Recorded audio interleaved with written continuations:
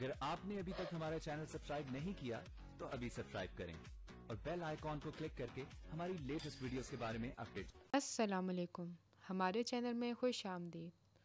निसा को मुसलसल धमकियाँ मिल रही होती हैं कि यहाँ आकर उन्होंने अच्छा नहीं किया, हालांकि कसूर ज़्यादा फैज़ी का होता है, हालात भी वही बिगाड़ता है।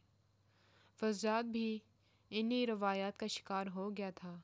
गैरत या मौत, गैरत के नाम पर कुत्तों के हवाले कर दिया जाता है और फिर इसी कम इज़्ज़त के इंसान से निसा की शादी कर दी जाती है। उसकी अकड़ निकाल दी जाती है कि सारी उम्र सर न उठा सके और ना ही कबीला वापस आ सके।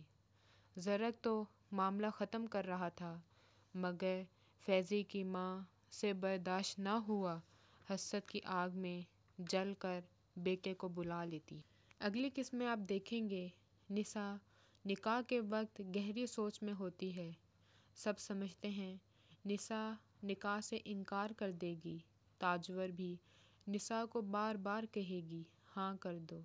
आखिरकार निसा हाँ कर देगी, मगर उसके दिमाग में कुछ और चल रहा होता है। निसा जैसे ही फज़ाद के साथ रुखसत होकर उसके बाप के घर जाएगी, उसके बाप के घर के दरवाजे पर पहुंचेगी, फज़ाद के बाप से कहेगी मैंने अपना वादा पूरा कर दिया, आपका बेटा ज़िंदा सलामत आप तक पहुंचा दिया, अब मुझे मेरे घर पहुंचा दो। और निसा माँ के पास वापस आ जाएगी, क्योंकि वो माँ को कबीले में ज़लील होने के लिए नहीं छोड़ेगी।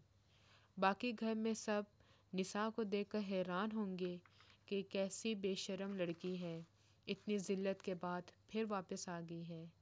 सच्चाई जानकर ज़रा ख़ान तारीफ़ के किए बगैर नहीं रह सकेगा कि आखिर सरदार की बेटी है और कितनी ज़हानत से मामला संभाला है।